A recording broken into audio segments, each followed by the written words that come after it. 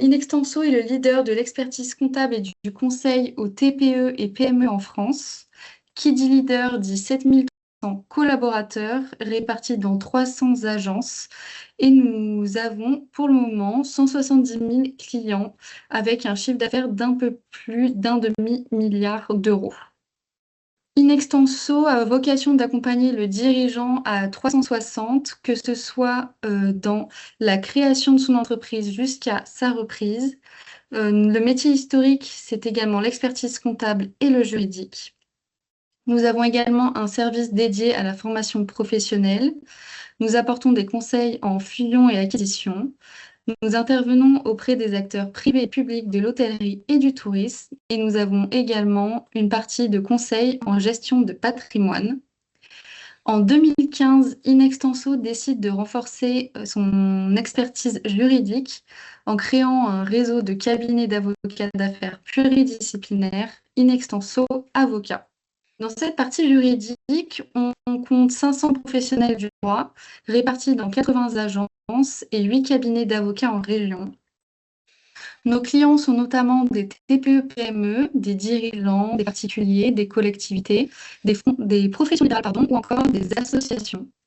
Nous recouvrons plusieurs expertises de droit, comme le droit corporate, le droit fiscal, le droit social, ou du droit un peu plus spécifique, comme le droit international, le droit de la propriété intellectuelle RGPD, ou encore du droit de famille et patrimoine, et bien d'autres. Et nous intervenons également tant en conseil qu'en contentieux. On va maintenant passer à la présentation de nos intervenants et on peut commencer avec Frédéric Fenech, si tu veux bien te présenter. Bonjour à toutes et à tous. Écoutez, je suis expert comptable et je suis aussi diplômé d'un Master 2 en gestion de patrimoine. Je suis directeur d'agence d'Inextenso à Midi-Pyrénées.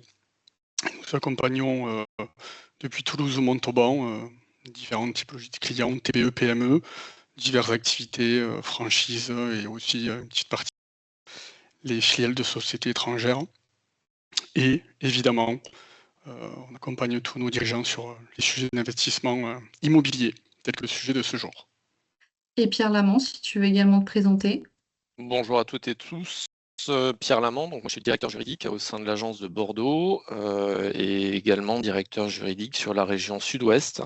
Comme Frédéric, j'interviens en appui de l'ensemble de nos clients sur les aspects purement juridiques, principalement tout ce qui est structuration de projets, notamment en matière immobilière, d'où ma présence et d'où la rédaction ensemble avec Frédéric d'un article qu'on avait fait il y a quelques temps, justement sur les différents schémas juridiques et fiscaux de sociétés qui peuvent être mis en place pour de l'immobilier.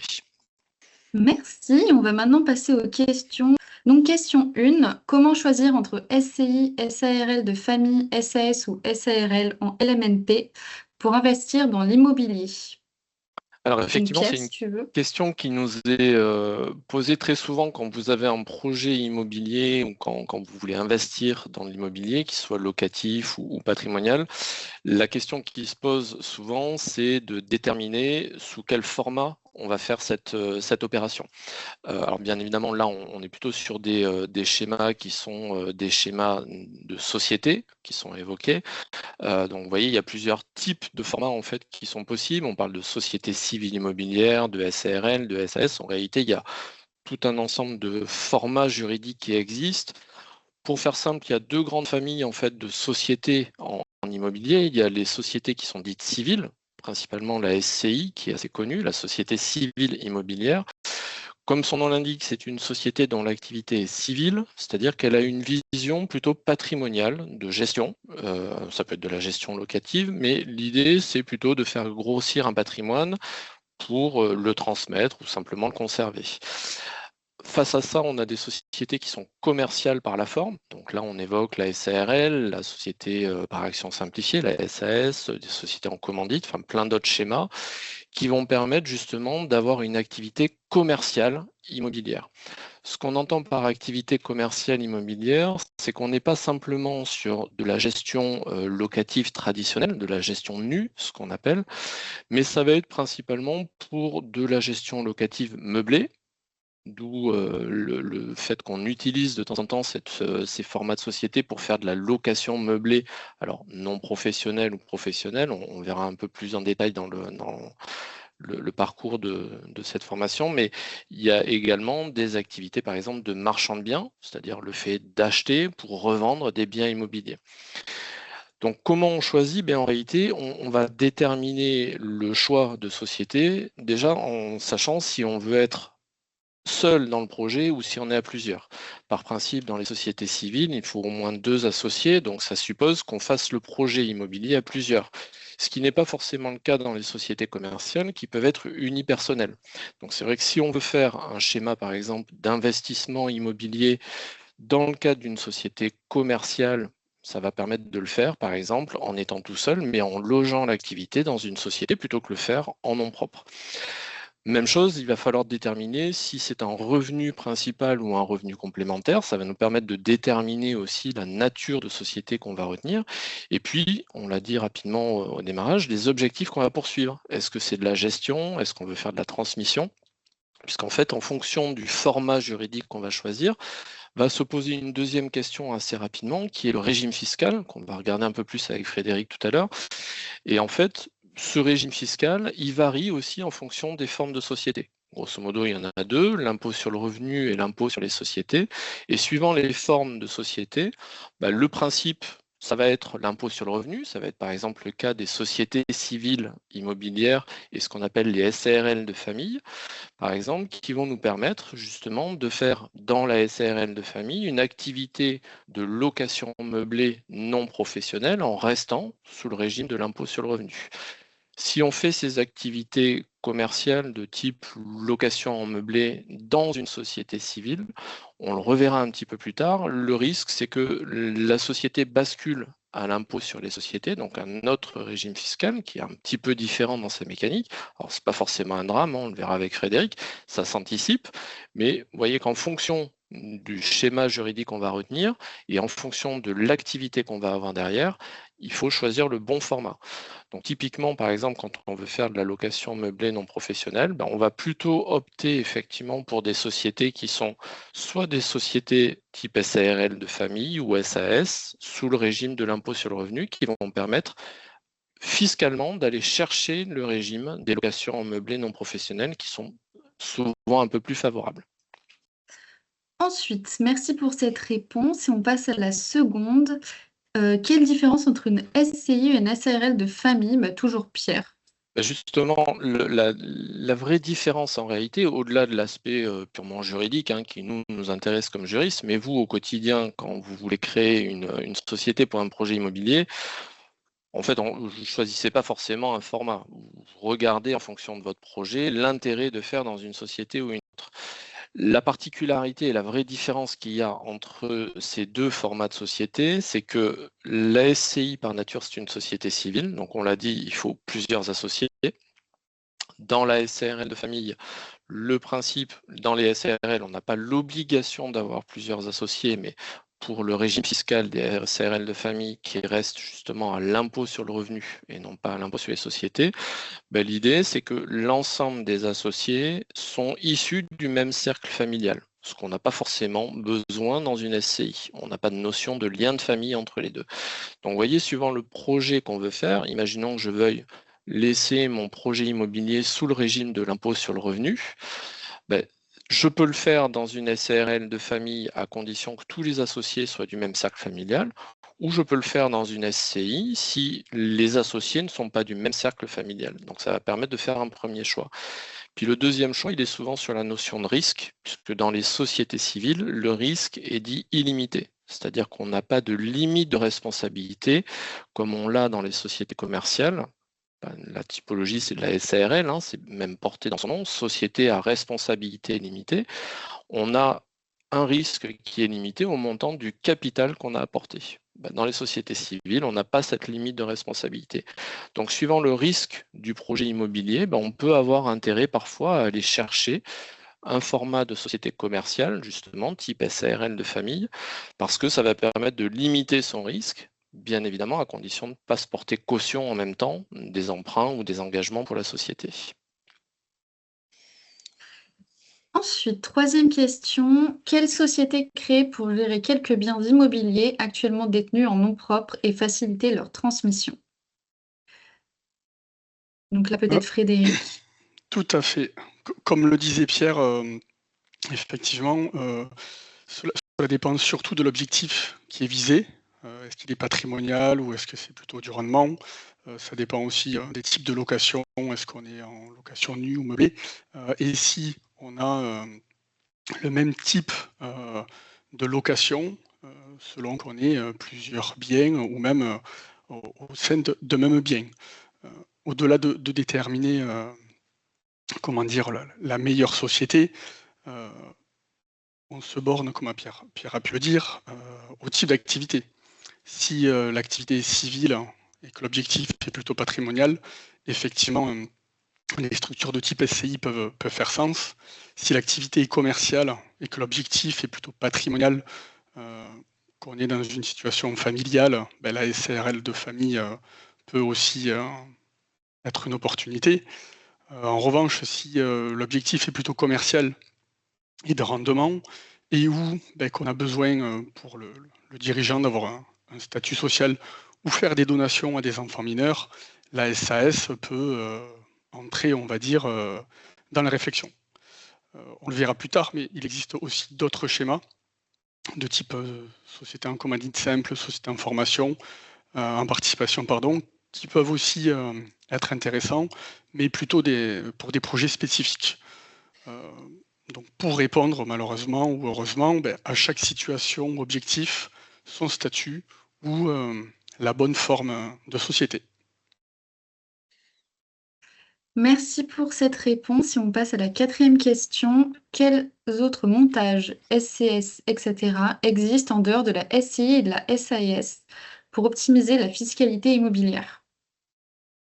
Alors, peut-être juste avant de chercher les autres montages, il faut peut-être qu'on s'entende déjà sur ce qu'on définit comme étant l'optimisation de la fiscalité immobilière. Parce qu'en réalité, quand souvent vous venez nous consulter pour optimiser votre fiscalité, bon, déjà ça suppose d'en avoir de la fiscalité, c'est-à-dire déjà de payer de l'impôt. Bon, ce qui est plutôt une bonne chose malgré tout, parce que ça veut dire qu'il y a du revenu qui rentre.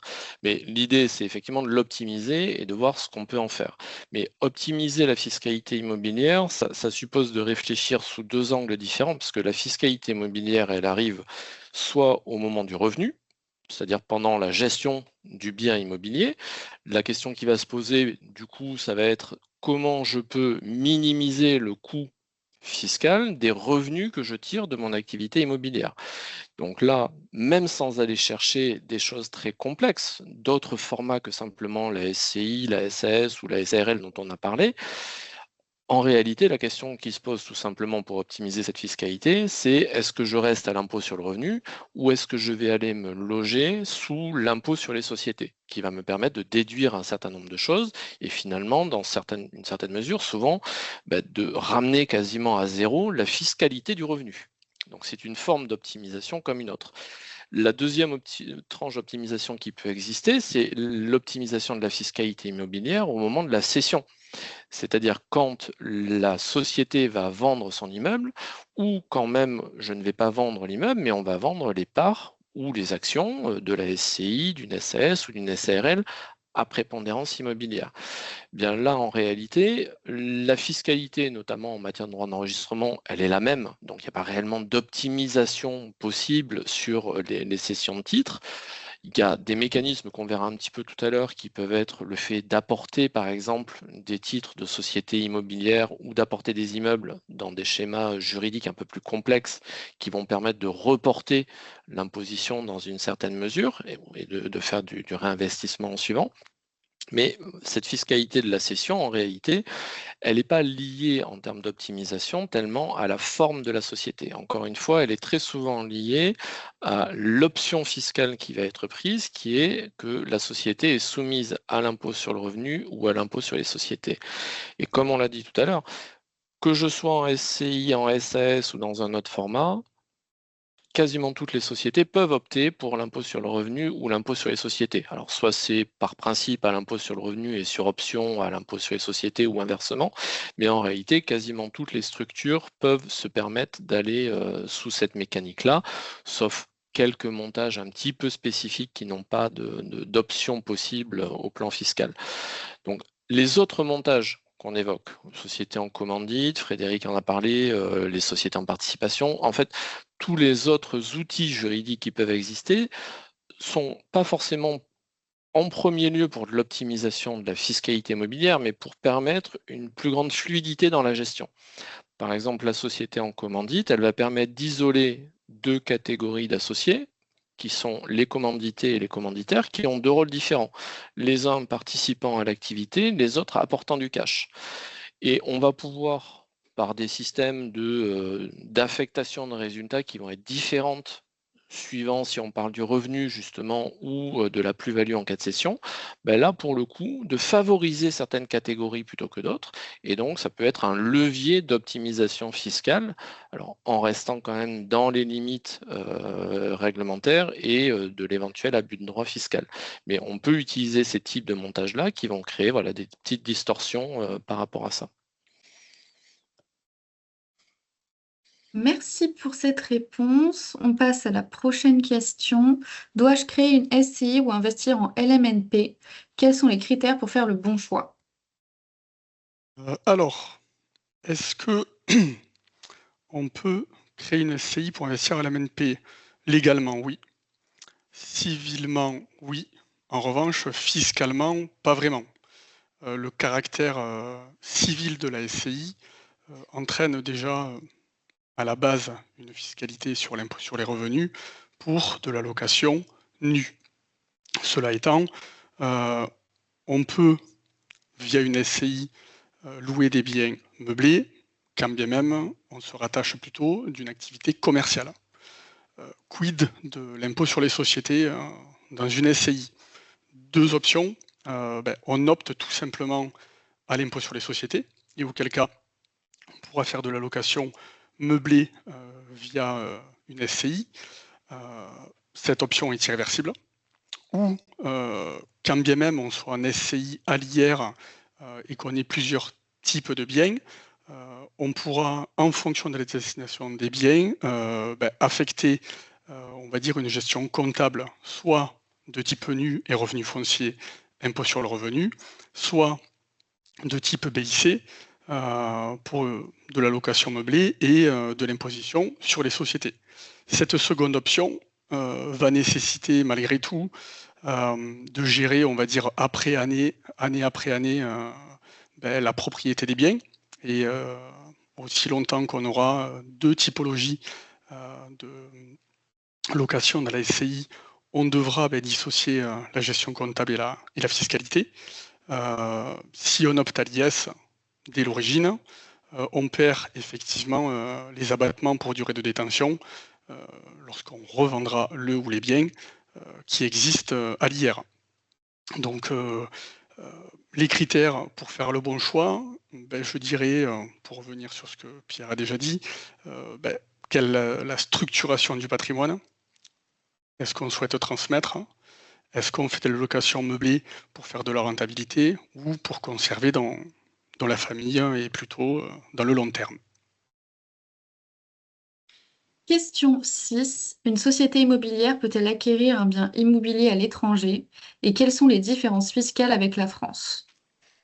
Donc, Pierre, Alors, peut-être? sur l'aspect purement juridique des choses, je dirais, en réalité, une société en France, elle peut acheter tout type de biens, donc y compris des biens immobiliers qui soient situés en France ou à l'étranger. Ça ne change pas pour autant sa nature juridique d'être une société française. C'est-à-dire que, imaginons, je crée une SCI, par exemple, en France, qui ne détient aucun bien en France, mais qui détient uniquement des biens à l'étranger. Juridiquement, ça n'est pas impossible. Ce qu'il faut néanmoins avoir en tête, c'est qu'il faut faire attention à la notion de fictivité des opérations juridiques qu'on peut être amené à faire. C'est-à-dire, quel serait le motif pour lequel on créerait une société dans un État si elle ne développe pas son activité dans le même État? Bon, ça peut toujours arriver et ça prête pas forcément à de mauvaises intentions, mais néanmoins, l'administration fiscale peut avoir un regard par rapport à ça, et notamment dans le cadre de projets immobiliers, puisque si j'achète un bien dans un pays étranger, de toute façon, ce bien, en termes de droits d'enregistrement, un certain nombre d'éléments fiscaux que vont voir avec Frédéric tout à l'heure, sont de toute façon taxés dans le pays de situation du bien.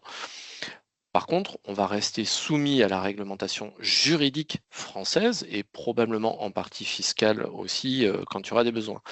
Et le fait d'acquérir un bien à l'étranger va entraîner néanmoins souvent un certain nombre de contraintes.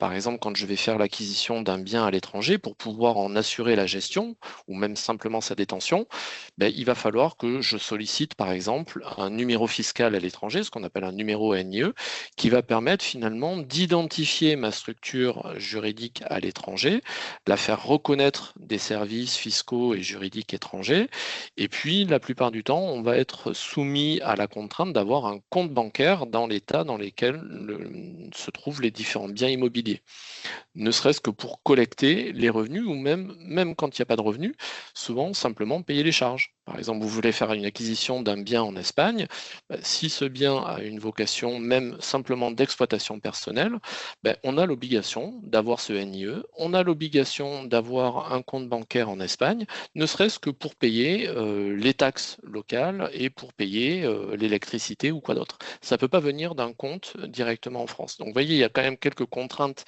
techniques qu'il faut anticiper. Et puis, au-delà de ça, il y a tout un ensemble éventuellement de contraintes fiscales qui peuvent intervenir. Effectivement.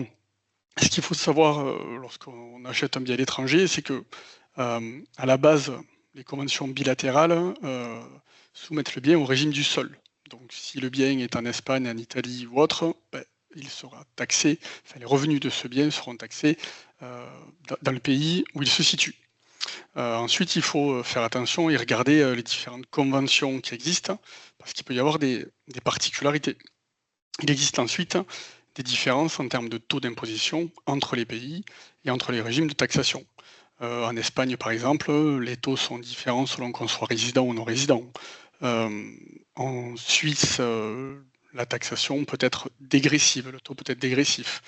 En Belgique, on est plutôt sur une fourchette en fonction de la détention. Il faut savoir que sur ces sujets, Inextenso a des cabinets en Belgique, au Luxembourg, en Suisse ou en Espagne, où via le réseau ETL Global, on peut accompagner tous nos clients un peu partout dans le monde. Pour revenir sur notre cas particulier, comme j'ai pu dire, l'impôt foncier est en général payé dans le pays d'implantation de l'immeuble. Attention, cela étant, si on est en France et qu'on investit à l'étranger, l'IFI en France, pour la taxation de l'IFI en France, les biens, même détenus à l'étranger, sont dans l'assiette fiscale. Et un petit complément, c'est vrai que dans la même logique, en cas de succession, même si les biens sont situés à l'étranger, il ne faut pas faire comme s'ils n'existaient pas. Donc la vraie difficulté à laquelle on peut être soumis, c'est que ce soit des acquisitions via une société immobilière, voire même en direct, il faut bien penser, en cas de succession notamment, à intégrer ces biens dans la succession en France, mais éventuellement aussi, comme disait Frédéric, il y a des conventions bilatérales qui prévoient des fois une taxation dans le pays de domiciliation du bien, donc avec souvent des mécanismes qui évitent une double imposition quand même, hein. Le but, c'est pas de payer deux fois, mais en réalité, là, il faut regarder pays par pays, typologie d'immeuble par typologie d'immeuble, parce qu'il peut y avoir des différences aussi, et suivant les projets, suivant la nature, si ce sont des activités, on l'a dit, professionnelles de marchand de biens, ou si ce sont des activités de gestion locative, il peut arriver que les conventions ne visent pas le même régime de la même façon sur les biens.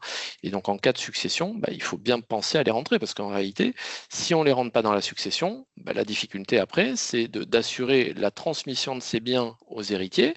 Souvent, dans le pays dans lequel se situe le bien, on peut arriver à faire cette transmission, mais si on ne l'a pas déclaré en France, on peut se retrouver avec des complexités, notamment justement de transfert des comptes bancaires qui sont associés aux biens immeubles, un certain nombre de choses, et d'avoir des manquements dans la déclaration qu'on aurait pu être amené à faire. Eh ben, merci pour cette réponse très complète et on passe à la suivante. Comment intégrer une société immobilière dans une holding? Quel est le régime fiscal mère-fille? Alors ça, c'est une question qui nous est souvent posée quand vous commencez à développer ce qu'on appelle des mini-groupes ou des groupes professionnels. C'est-à-dire que vous avez par exemple une société d'exploitation avec votre activité professionnelle, vous avez un projet où vous avez déjà une société civile immobilière ou une société à prépondérance immobilière, et puis bah, vous souhaitez finalement restructurer l'ensemble de ces éléments. On verra en suivant pour quel motif on le ferait, mais l'idée c'est d'apporter ces éléments à une structure juridique commune, qu'on appelle une holding, en fait, qui détient finalement l'ensemble de ces sociétés. La mécanique, en fait, pour apporter ce type de société civile ou de société immobilière à une holding, va dépendre d'un certain nombre de paramètres. En réalité, la question qui va se poser d'abord, c'est est-ce que cette société immobilière, elle existe déjà ou est-ce qu'on va la créer a posteriori? Puisqu'en réalité, je pourrais très bien créer, par exemple, une holding, démarrer mon projet comme ça, et créer en dessous de cette holding une nouvelle filiale ou une première filiale qui serait une société immobilière, qui serait détenue à 100% ou pas, suivant, justement, on le disait tout à l'heure, si c'est une SCI, avec par exemple une part détenue par un des associés en autre. Ou l'autre solution, c'est que j'ai déjà ma société immobilière, mon projet immobilier a déjà été lancé et je veux simplement structurer mon patrimoine en apportant cette société immobilière à une holding. Le fait d'apporter une société immobilière, comme tout apport malheureusement en droit fiscal, le fait de transférer un bien à une autre personne, qui est une personne morale, qui est la holding, est constitutive au plan fiscal d'une cession. En fait, c'est une transmission qui entraîne normalement le paiement d'un impôt de plus-value, comme si je vendais finalement ma société immobilière à un tiers. Quand je l'apporte à une société holding, la mécanique est la même, sauf qu'en réalité, la mécanique, dans la réalité des faits, elle n'est pas exactement la même, puisque en contrepartie du fait que j'ai apporté mes titres de société immobilière, je reçois des titres de la holding, un mécanisme d'échange qu'on appelle. Donc en réalité, je ne touche pas de cash. Donc l'administration fiscale, dans ce type d'opération, prévoit des mécanismes qui sont des mécanismes de report d'imposition. Alors, tout va dépendre en réalité de la nature de la société immobilière qu'on va apporter et de son régime fiscal, si elle était à l'impôt sur le revenu ou à l'impôt sur les sociétés. Mais en réalité, on a un mécanisme de report d'imposition qui est prévu par le Code général des impôts et qui va permettre finalement de ne pas payer l'impôt maintenant, bien qu'on ait constaté finalement virtuellement la plus-value au moment où on apporte les titres. Grosso modo, j'avais créé ma SCI par exemple avec 100 euros de capital, je l'apporte pour une valeur d'1 million, grosso modo, je fais une plus-value de presque 1 million d'euros entre les deux.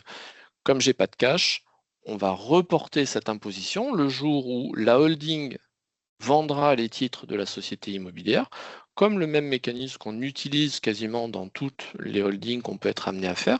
Le fait que la société soit immobilière ne change rien en réalité à la mécanique de l'apport au plan fiscal. Question 8. Dans quelles conditions est-il pertinent de créer une holding pour regrouper activités immobilières et non immobilières? Eh bien justement, je disais précédemment, quand on envisage justement d'intégrer cette société immobilière dans une holding, pour quels motifs on le ferait et quels sont les bons et mauvais motifs, je dirais, de le faire? En réalité, c'est le même motif que celui qu'on a chaque fois qu'on veut constituer une holding. Le principe de la holding, c'est soit de centraliser des détentions et de les piloter d'une manière cohérente en ayant un ensemble juridique cohérent qui est aligné. Vous avez une holding qui va détenir des sociétés en dessous, ce qu'on appelle des filiales, et qui va finalement gérer ou animer ces sociétés avec un système de convention qu'on peut être amené à faire. Ça veut dire qu'on va rationaliser finalement au plan juridique le fonctionnement de plusieurs sociétés qui ont des liens entre elles. Donc ça suppose préalablement justement que ces sociétés, elles aient des liens cohérents entre elles. Ça veut dire que ça peut être des sociétés qui se louent justement les locaux de l'une à l'autre ou qui ont des activités qui sont connexes entre elles et donc qui ont intérêt à être alignées ensemble. Le deuxième motif pour lequel on peut être amené à créer une holding, c'est pour mutualiser des flux financiers. très souvent, la question, elle se pose comme ça, c'est que vous avez une société d'exploitation que vous avez créée, vous avez une activité qui fonctionne bien, et puis vous vous dites, bah, plutôt que continuer à louer à un tiers, finalement, je vais envisager d'acheter un bien immobilier qui va me servir, par exemple, pour mon activité professionnelle. Là, très souvent, on se pose la question, ben, il y a deux arbitrages. Soit ce bien immobilier, je l'achète en propre ou personnellement en dehors, soit je vais le financer directement avec la trésorerie de ma société d'exploitation. Sauf que pour sortir la trésorerie de ma société d'exploitation, bah, vous le savez bien, il y a malgré tout la case imposition. Ça veut dire je sors le cash, je paye l'impôt et puis bien ensuite je réinvestis dans un autre projet. Et donc, sans créer quelque chose d'abusif, l'idée, ça va être de mobiliser une partie de la trésorerie que j'ai disponible dans ma société d'exploitation pour l'utiliser pour mon projet immobilier. Et donc, c'est là où tout l'intérêt de créer une holding va être justement de positionner une holding au-dessus de ma société d'exploitation, y faire transiter le cash de ma filiale d'exploitation et de réallouer ce cash finalement à une société immobilière qui va porter le projet immobilier pour l'ensemble du groupe. Donc ça me permet, en mutualisant ce flux financier, sans l'appréhender moi en tant qu'associé à titre personnel, d'éviter une taxation qui serait trop lourde alors que je veux réinvestir dans un outil qui est quasiment professionnel. Mais ça n'a de sens aussi que si on aligne ce projet avec un projet plus global, qui est est-ce que je veux capitaliser cette valeur immobilière ou est-ce que j'envisage d'acheter pour revendre ou est-ce que je vais transmettre ces biens-là à mes héritiers. Donc vous voyez, ça peut servir également d'outil par rapport à ces éléments-là. Et puis, bien évidemment, quand vous dites est-ce qu'il est pertinent de le faire ou pas, tout va dépendre du projet immobilier, encore une fois, et de l'objectif poursuivi. Ces mécanismes de holding principalement sont des mécanismes soit d'organisation juridique, on vient de le voir, pour transmettre ou pour gérer, soit d'optimisation indirectement, juridique ou fiscale. Donc ça veut dire que si je veux optimiser, encore faut-il que je paye déjà de l'impôt et encore faut-il que je génère un certain revenu et que les biens aient une certaine valeur. C'est sûr que faire des montages comme ça pour des biens de très faible valeur, ça n'est pas forcément toujours très pertinent. Il y a des outils qui peuvent être plus simples et moins coûteux que ça. Merci pour cette réponse et on passe à la question suivante. Quels sont les avantages et inconvénients de la création d'une SCI? Quel est son coût? Alors Frédéric, s'il vous plaît. les avantages de la création d'une SCI. La gestion est simplifiée, puisqu'elle est collective. Je dirais qu'il n'y a pas d'indivision, contrairement à la détention d'un seul bien par plusieurs personnes physiques. Là, on détient des parts. La transmission est facilitée, du coup, donation, démembrement. En cas de cession, on a une décote sur la valeur des parts. Et en SCI, on peut opter à l'IR ou à l'IS. Donc on a un choix sur la fiscalité du ou des biens. En termes d'inconvénients, je dirais que ça a un coût de constituer une société. Il y a des obligations liées à la gestion comptable, fiscale et juridique. Et la responsabilité en SCI est illimitée, la responsabilité des associés. L'activité commerciale en SCI, comme on a pu le voir, est normalement interdite. Et si les associés ne sont pas d'accord, on est confronté à une situation de blocage. En termes de coûts, on dira que le coût de constitution d'une CI hors des bourgs est aux alentours de 1 000 € hors taxe. Merci pour cette réponse. Question 10. Quels sont les avantages d'une SCI pour transmettre son patrimoine à ses enfants? Et dans le cas d'une SCI détenue par un couple recomposé, quel est l'intérêt successoral pour les enfants? Alors, la question, elle est double, mais elle se poursuit en réalité, parce que les avantages principaux à faire une société immobilière, alors même si c'est une SCI, pour transmettre son patrimoine aux enfants, le gros avantage, en réalité, c'est d'éviter la mécanique de ce qu'on appelle l'indivision. C'est-à-dire que quand on est propriétaire d'un bien et malheureusement on décède, ce bien est transmis à nos héritiers et sauf partage qui interviendrait par une mécanique devant chez le notaire ou entre les différents successeurs, le bien il va être conservé en indivision par les héritiers. Ça veut dire qu'en réalité, ils n'ont pas des droits exclusifs chacun sur une partie du bien, ils ont des droits conjoints. C'est pas j'ai un bout d'appartement, même imaginez vous avez un immeuble qui a 4 appartements, vous avez 4 enfants, vous avez les 4 enfants en indivision, ils n'ont pas chacun un appartement. Ils ont un quart de l'ensemble de l'immeuble. Ça veut dire que quand je vais vouloir le vendre, quand je vais vouloir prendre des décisions pour faire des travaux, il va falloir se mettre d'accord.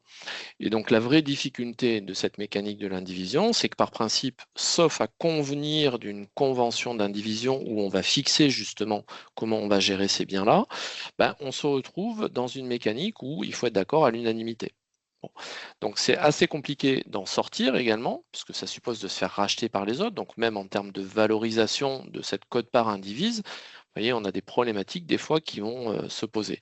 Donc l'avantage de loger un bien immobilier dans une société, notamment une SCI par exemple, c'est que quand je vais décéder, ce n'est pas le bien qui va être transféré à mes héritiers, mais les parts de la SCI. Donc on va pouvoir non pas indivisément avoir chacun 100% des parts de la SCI en indivision, on va faire éventuellement des lots de nombre de parts à chacun des héritiers, ça veut dire qu'ils ont des droits exclusifs sur un certain nombre de parts. Et donc derrière, ils vont pouvoir exercer ces droits conformément aux droits des sociétés. Ça veut dire qu'ils vont pouvoir voter selon les règles qui sont prévues dans les statuts. Ils vont pouvoir prévoir une certaine mécanique sur la gestion. On peut par exemple anticiper dans les statuts un certain nombre de règles de gestion, d'entretien, par exemple déléguer au gérant que jusqu'à un montant maximum d'entretien, c'est lui qui décide, même si les associés peuvent donner leur avis, mais ils ne peuvent pas bloquer la gestion du bien. Donc en réalité, ça va permettre dans le cadre de cette mécanique, d'anticiper la succession.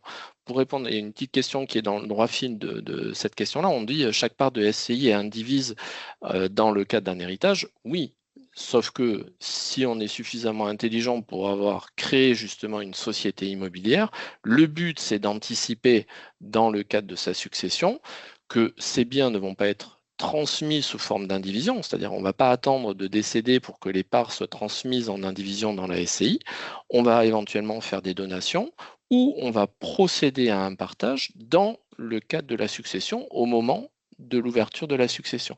Donc ça nous ouvre plus de champs possibles, mais surtout d'essayer de l'anticiper.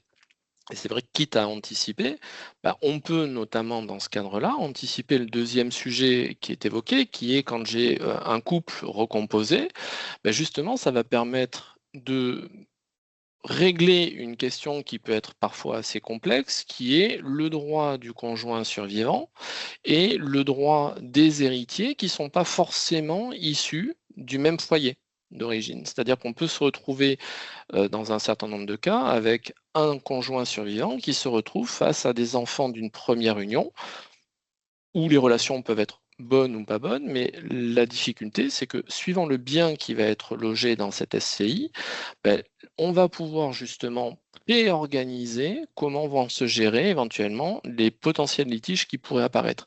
C'est vrai que si on ne fait rien et qu'on l'avait eu en propre, on se retrouve dans la mécanique du droit des successions. Donc, par exemple, on va regarder le régime matrimonial, on va regarder si le bien sert de résidence principale au conjoint survivant, on va avoir des mécaniques qui s'appliquent. Par contre, clairement, si c'est un bien qui est une résidence secondaire, la protection pour le conjoint survivant, elle est beaucoup moindre. Donc le fait d'intégrer ce bien-là dans une SCI peut avoir du sens, sous réserve non pas d'appauvrir ni d'évincer qui que ce soit dans la succession, le but n'est pas forcément là, mais l'idée c'est de gérer deux éléments qui sont antagonistes, sécuriser les enfants d'une première union et le conjoint survivant, sans évincer ni l'un ni l'autre. C'est-à-dire qu'on va organiser finalement comment on envisage ce type de future succession. Question 11. Une SCI familiale peut-elle faire de la location meublée et quelles sont alors nos obligations? Légalement et civilement, c'est tout à fait possible. Fiscalement, la SCI familiale est plutôt à l'IR et plutôt sur de la location nue. Si on parle de location meublée, on est sur des bénéfices industriels et commerciaux. Et donc, on est plutôt sur de l'IS. Si on est sur de l'IS, la gestion est plus lourde. La gestion des plus-values professionnelles en cas de revente et les obligations deviennent les mêmes que celles des sociétés à l'IS en termes comptables, juridiques, fiscaux. Cela étant, et comme on a pu en parlait précédemment, si on est fiscalisé au régime de l'IS sur la période durant laquelle on est propriétaire de biens meublés, on reste à l'IR, mais on applique l'option de l'IS sur cette partie-là. Ça va dépendre effectivement de la nature du bien. En revanche, si on opte à l'IS, pour la SCI, l'option étant irrévocable, on pourra sans aucun problème le réaliser. Autre petite particularité là-dessus, même si je doute qu'on aura le temps ou on y reviendra plus tard, c'est pas parce qu'on est une SCI à l'IS qu'on est forcément soumis à la TVA. Merci pour cette réponse. Question 12. Revente d'un bien détenu par une SCI si le compte courant d'un associé est créditeur mais non couvert par le prix de vente. Quelles conséquences pour les associés? Alors ça, c'est une question effectivement dans le cadre de la vente d'un bien par une SCI. Il va vous rester de l'argent effectivement dans cette SCI. Le but est de voir justement comment on va répartir ce produit de la vente entre les différents associés. Le cas qui est évoqué ici, c'est l'existence d'un compte courant. Alors ça peut fonctionner d'ailleurs dans les deux sens, c'est qu'on peut avoir un compte courant par lequel en fait un associé a prêté de l'argent à la société, ce qu'on appelle un compte courant créditeur, c'est-à-dire que finalement, j'ai servi de banque au profit de la société elle-même pour financer soit l'acquisition ou la gestion ou la conservation du bien. En réalité, la règle voudrait qu'avant qu'on répartisse le produit de la vente auprès de tous les associés, qu'on rembourse d'abord prioritairement les personnes qui se sont comportées comme la banque. En réalité, on n'aurait pas apporté en compte courant, mais on aurait fait un emprunt, ça ne nous viendrait pas à l'idée de nous répartir à nous l'argent et de ne pas rembourser le banquier. Le compte courant, c'est un peu la même chose. Si j'ai pas assez d'argent pour rembourser ce compte courant suite à la vente du bien, en réalité, vous comprenez bien que j'ai un associé qui a prêté de l'argent de son propre patrimoine pour que la société puisse avoir ce bien-là. Et en réalité, une fois le bien vendu, on ne peut même pas lui rembourser cette partie-là. C'est comme si je ne remboursais pas la banque de l'intégralité de son prêt. La difficulté, c'est que, et ça il faut bien en avoir conscience, c'est que la société soit à l'impôt sur le revenu comme à l'impôt sur les sociétés. Possiblement, cette société pourrait se situer en ce qu'on appelle en état de cessation de paiement, c'est-à-dire un risque éventuellement d'être mise en liquidation judiciaire. Alors, on n'aurait pas forcément intérêt à y aller, puisque si elle possède plus aucun bien, en réalité, on n'a pas trop d'intérêt à activer la liquidation judiciaire. Mais il n'en demeure pas moins que même si je n'ai pas pu rembourser le compte courant d'un associé, quand je vais éventuellement envisager sa liquidation, si la société elle est à l'impôt sur le revenu, l'associé qui a perdu cet argent et qui ne le récupérera pas, il fait une perte sèche. Cette perte, elle n'est pas déductible fiscalement, il n'y a pas d'avantage à en tirer.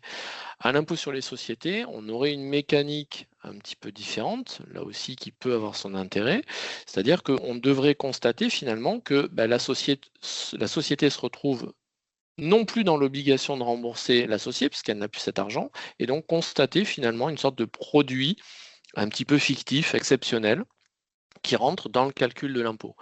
Et puis quoi qu'il en soit, il ne faut pas oublier qu'une société, sur le papier et sur l'aspect juridique, c'est le fait pour des personnes de participer à un projet commun et d'en récupérer quelque chose en commun.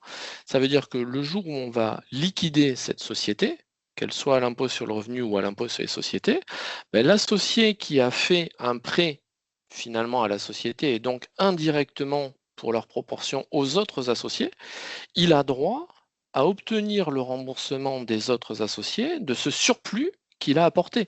Sinon, ça serait un petit peu trop facile. Vous voyez, c'est comme si je disais, j'ai deux associés qui amènent chacun 500 € à une SCI au capital de 1000 €, puis j'en ai un qui apporte 1 million de cash en plus. Qu'est-ce qui fait que celui qui a mis la moitié du capital apporte 1 million de cash en plus plutôt que l'autre associé? Il n'y a pas de distorsion comme ça qui fait qu'on devrait appauvrir celui qui a prêté de la trésorerie. Donc en réalité, ça veut dire que le jour où on va liquider, celui qui a apporté du cash à la société pour la faire vivre, il a eu droit à une soulte qui doit être remboursé par les autres associés. Et ça, c'est un mécanisme qui est souvent oublié, notamment dans les sociétés qui n'ont plus assez d'argent. C'est assez contraignant de faire comprendre à des associés que non seulement ils ne vont pas récupérer d'argent, mais possiblement ils vont même devoir une soulte à leurs autres associés parce que ils ont servi de banque pendant le fonctionnement de la vie sociale. Merci beaucoup pour cette réponse. Question 13. Comment transformer l'objet social d'une SCI? Pierre, encore une fois. Alors là, sur l'aspect juridique, tout simple, c'est la décision des associés de modifier l'objet social. C'est un des éléments du contrat de la société, l'objet. Donc, si on veut modifier cet objet social, ben, c'est une décision qui est prise par les associés selon les règles fixées soit dans les statuts, soit dans le code civil, soit dans le code de commerce. C'est-à-dire que là, dans le cadre d'une SCI, par exemple, les règles vont être fixées par le code civil et fixées en complément du code civil par les statuts. Donc, une assemblée générale, oui, mais les règles de majorité, par principe, elles vont être fixées par les règles statutaires. À défaut de précision, ça va être à la majorité simple, majorité qualifiée. Donc, la majorité des associés décide de changer l'objet social, on le modifie. Attention, Frédéric l'évoquait tout à l'heure, c'est que si je modifie l'objet social, ça veut dire qu'en réalité, si je sors par exemple d'un objet qui était civil et que je dise par exemple je veux non plus que ma SCI est une activité de gestion locative mais une activité de marchand de biens, vous voyez bien que là ça colle plus. Parce qu'en réalité, je me retrouve avec un objet commercial, l'activité de marchand de biens, dans une structure juridique qui ne peut pas porter juridiquement cette activité. Donc en réalité, mon changement d'objet social, il va entraîner de facto aussi en même temps l'obligation de changer la forme de la société et d'aller vers une forme de société commerciale. Si je ne le fais pas, le risque, c'est que je me retrouve avec une société civile avec une activité commerciale. Et Frédéric le disait tout à l'heure, la sanction primaire, c'est que fiscalement, on va automatiquement être traité sous le régime de l'impôt sur les sociétés. Et si on ne l'a pas anticipé, c'est un peu la double peine. Question 14. Comment transférer un bien immobilier dans une SCI en cours de création sans avoir à racheter le bien? Et comment affecter un patrimoine existant à une SCI? Modalité juridique et fiscale. Ça, on l'a évoqué un petit peu indirectement tout à l'heure, c'est la même mécanique que l'apport des titres à la holding, en fait. Quand j'évoquais tout à l'heure le fait qu'on avait une société civile et puis on voulait apporter ces titres à une société holding, donc il y avait une mécanique qui existe. Mais en réalité, quand je suis propriétaire d'un bien immobilier, je peux l'apporter à une société civile immobilière. Ça va me permettre de transférer la propriété du bien vers cette société. C'est ce qu'on va appeler un apport en nature. Ça veut dire qu'il va falloir évaluer ce bien, qu'on le fasse dans une société civile ou dans une société commerciale. J'aurais tendance à dire qu'il faut l'évaluer parce que c'est ça qui va servir de contrepoint à la valeur en capital. C'est-à-dire, grosso modo, j'apporte un immeuble qui vaut 200 000 euros, j'ai un capital de ma société qui est de 200 000 euros. La contrepartie est exactement la même. L'impact, c'est que si je suis dans une société civile, je n'ai pas normalement l'obligation de faire contre-évaluer cet apport, c'est-à-dire c'est moi en tant qu'apporteur avec les associés qui allons décider combien ça coûte. Si c'est dans le cadre d'une société commerciale, on va devoir faire évaluer ce bien par un expert, ce qu'on appelle un commissaire aux apports. Pourquoi? Parce que ça, on en revient au tout début du propos qu'on avait tout à l'heure, où je disais la distinction entre les sociétés civiles notamment et les sociétés commerciales, c'est la responsabilité limitée. Comme dans les sociétés commerciales, mon risque est limité au montant des apports en capital, ce qu'on veut, c'est que les tiers puissent avoir la certitude que ce qu'on a amené en capital vaut bien la contrepartie des biens qu'on y a apportés. En société civile, vous dites que votre bien immobilier il vaut 200 000 ou 1 million, de toute façon, votre responsabilité n'est pas limitée au montant du capital, donc ça n'a pas d'impact. Au pire, vous générez, vous, des droits à payer ou un certain nombre d'opérations. En revanche, ça, donc l'idée d'apporter ou de transférer ses biens, c'est une première chose. On peut aussi céder à une SCI qu'on viendrait de créer, par exemple, ses biens, c'est-à-dire ce qu'on appelle du refinancement, c'est-à-dire je suis propriétaire d'un bien immobilier, plutôt que de l'apporter et d'avoir des titres en contrepartie, je vais les vendre finalement, je vais vendre ce bien immobilier, quitte à payer de la plus-value parce que peut-être que je suis exonéré pour une grande partie, parce que ce bien-là, je l'ai récupéré par héritage et que je n'aurai pas de droit à payer si je le vends de suite à une société immobilière. Mais ça va me permettre de me générer finalement un crédit, une somme à récupérer et qu'on peut, dans certaines mesures, financer des fois par du financement bancaire. Donc, au lieu d'apporter, on va céder avec ou sans financement. Et puis, notamment dans l'apport, on l'a évoqué, il y a une question qui était posée tout à l'heure sur la question de nue propriété ou d'usufruit. Ces notions, elles existent dans les sociétés civiles. C'est-à-dire que je peux apporter en pleine propriété ou en démembrement des biens, c'est-à-dire je suis propriétaire d'un bien immobilier. Le principe, c'est que je vais le transférer en pleine propriété à une société immobilière, mais finalement, je pourrais aussi ne transférer que l'usufruit, c'est-à-dire transférer la possibilité à la société à laquelle je vais transférer ce bien que de l'exploiter, c'est-à-dire de le gérer, d'en percevoir uniquement les revenus. Par contre, si un jour on le vend, ça sera le nu propriétaire, c'est-à-dire moi, qui était le propriétaire d'origine, qui pourrait vendre le bien. D'accord? Et ça, on pourra faire la même chose également sur les parts de la SCI, pour répondre à la question qui était posée, c'est-à-dire que plutôt que donner les parts en pleine propriété, on va pouvoir les donner en démembrement, c'est-à-dire éclater la nue propriété et l'usufruit d'un autre côté. Merci beaucoup. À titre informatif, il nous reste à peu près 10 minutes et on passe à la question 15. Démembrement de part de SCI pour donation à un enfant quand le parent a 55 ans. Comment se calculent les frais notariés, les frais de succession et quelles sont les formalités à accomplir? Alors justement, je l'évoquais juste à l'instant, c'est cette notion de démembrement, c'est-à-dire le fait non pas de transférer la pleine propriété des parts d'une société immobilière à ses enfants, mais de leur transmettre finalement en deux temps, ce qu'on appelle le démembrement. Le démembrement, ça veut dire quoi? Ça veut dire qu'on va isoler finalement dans la pleine propriété des parts de la SCI qu'on détient deux choses. D'un côté, la nue propriété qu'on va transférer dans notre cas à nos héritiers, qui leur donne en fait la possibilité de devenir à terme plein propriétaire. Pourquoi on dit que c'est à terme? Parce qu'en réalité, je vais me réserver l'usufruit, c'est-à-dire le droit d'utiliser le bien, le droit d'usage, et le droit d'en percevoir les fruits. D'accord? Ça veut dire que si je prends ça sur des parts de SCI, imaginons, je donne en démembrement ces parts à mes enfants, je vais continuer à toucher le revenu locatif. Donc pendant chaque année où ma SCI, par exemple, est à l'impôt sur le revenu, c'est moi qui vais déclarer le revenu dans ma déclaration d'impôt. Et puis par contre, le jour où je vais décéder, la pleine propriété va aller à mes enfants. Si on vend le bien, on va faire une quote-part, on va isoler dans ce prix de vente, que ce soit de l'immeuble ou des parts de la SCI, on va isoler la quote-part qui reviendrait finalement à chacun. Comment on la calcule, cette quote-part, et notamment comment on calcule les frais et les frais notariés et les frais de cession qui interviennent? En fait, vous avez un barème qui est fixé par l'administration fiscale, qui est déterminé, je dirais, en fonction de l'âge du capitaine. Pour faire simple, grosso modo, là, on a pris l'idée qu'une personne avait 55 ans et transférée à ses enfants.